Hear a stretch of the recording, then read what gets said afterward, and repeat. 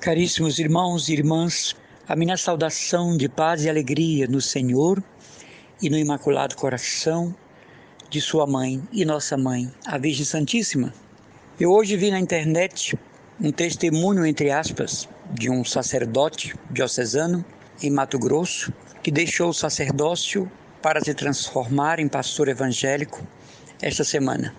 E ele dizia, no seu aglomerado de palavras, que tinha decepcionado nos estudos teológicos, nas descobertas teológicas, tinha se decepcionado com muitas coisas na diocese, no bispado, na CNBB.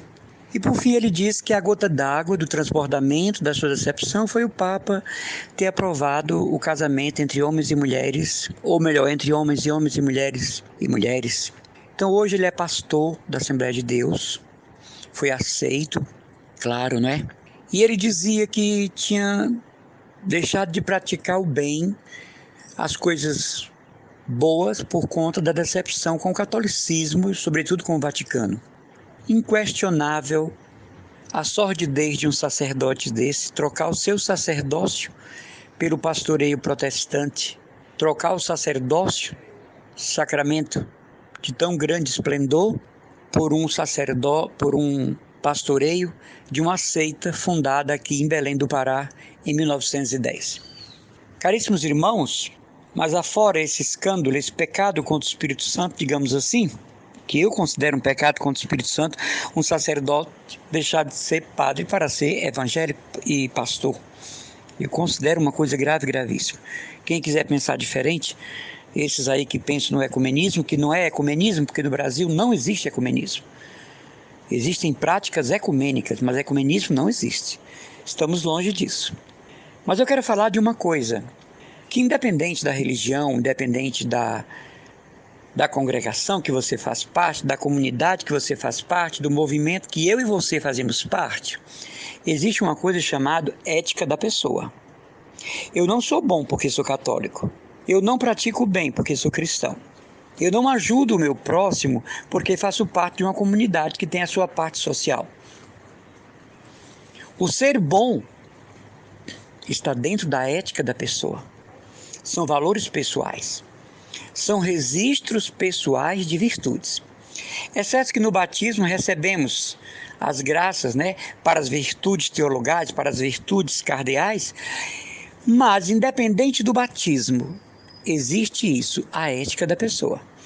Porque quantas pessoas batizadas, eu e você conhecemos, que estão pintando o 7, o 14 e o 21 dentro da igreja, dentro da paróquia, da congregação, da ordem religiosa, do laicato, da catequese, dos casais, não é verdade? São batizados. Ou foram batizados com água mineral. Qual a diferença? Existe a ética da pessoa que não depende necessariamente da religião. Se você pratica o bem porque é católico, tem uma coisa errada.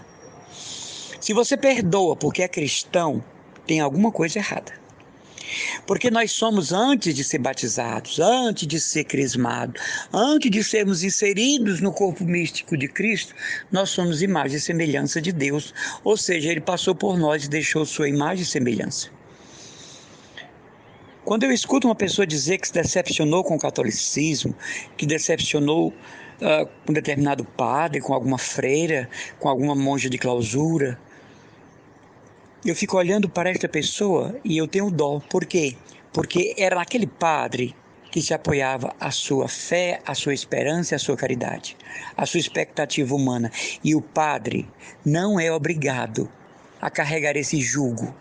A religiosa, o leigo, o bispo, o seminarista, o consagrado, não são obrigados a carregar o fardo da expectativa, muitas vezes hipócrita, de que espera de nós consagrados uma santidade que o outro não vive. Não coloque um sacerdote num patamar, não coloque uma religiosa, um bispo, num patamar. É certo que são vocações especiais, mas nós temos que ser santos a partir do nosso batismo e com a graça do nosso batismo. Mas eu quero voltar aqui a atenção à ética da pessoa. Não seja bom porque você está inserido na paróquia. Não seja boa porque você é legionária do apostolado da oração. Não seja bom porque você é da renovação carismática, do movimento de Schoenstatt. Não seja bom porque você faz parte de institutos, congregações, ordens. Olhe para a ética da pessoa, que é aquilo que justifica procedimentos, que aponta atitudes e descortina virtudes até então encobertas em você e em mim. Não somos bons porque somos cristãos, não.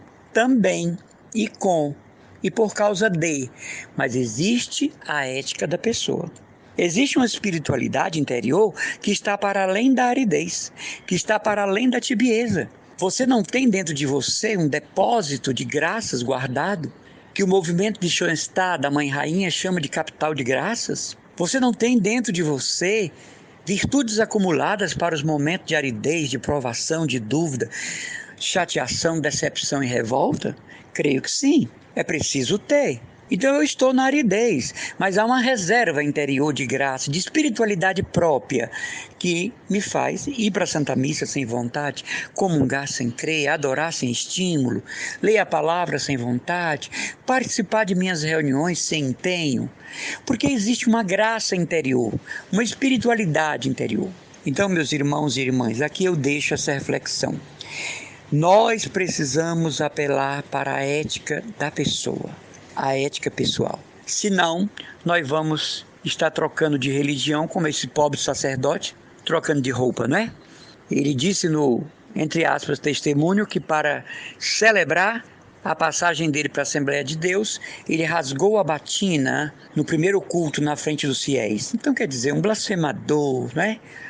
Um desordenado, desequilibrado, porque ele sabe que a igreja evangélica foi fundada por Martinho Lutero.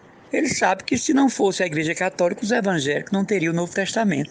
O mundo não teria o Novo Testamento. Então, quer dizer, as intenções pelas quais vai ser pastor evangélico, nós já sabemos quais são. Quais? Eu penso que um sacerdote que está em crise, a primeira pessoa que ele deve procurar é o seu bispo, é o seu arcebispo, eu penso. E receberá com certeza um acolhimento adequado para o momento que passa. Se não, ir se aconselhar, porque ele diz que quando estava pensando em deixar o sacerdócio foi se aconselhar com esse pastor da Assembleia de Deus, segundo ele, um homem que transbordava as Sagradas Escrituras. Transbordar a Sagrada Escritura, todo mundo pode fazer, decorando versículos. Mas cadê a hermenêutica, a exegese? Será que um evangélico sabe que foi a Igreja Católica quem definiu os 27 livros do Novo Testamento e que sem ela eles não teriam esse Novo Testamento usado contra nós, contra Maria, contra os santos? Eu fui professor da Faculdade de Teologia Protestante. E lá, quando eu trabalhei esse tema, porque meus alunos eram pastores, tiveram alunos que passaram mal nas cadeiras, quando descobriram que a Igreja Católica foi quem definiu os 27 livros do Novo Testamento. E eles olhavam para mim e diziam: professor, e agora? O que é feito da minha fé? Eu disse: ou você vem para a Igreja Católica, ou você continua evangélico, porém ecumênico, ou você vai ser neo-judeu, novo judeu. Porque a Igreja Católica foi quem definiu os 27 livros do Novo Testamento. E esses alunos, a maioria pastores, ficavam literalmente confusos. Sabe quando você coloca assim veneno num conjunto de baratas? Saíram pelos corredores de mão na cabeça. Esse professor está louco, fui chamado pela direção. Eu disse: olha, eu estou aqui chamado pelo MEC, como professor de teologia. Agora, barganhar, baixar a guarda, ensinar o que vocês querem, não.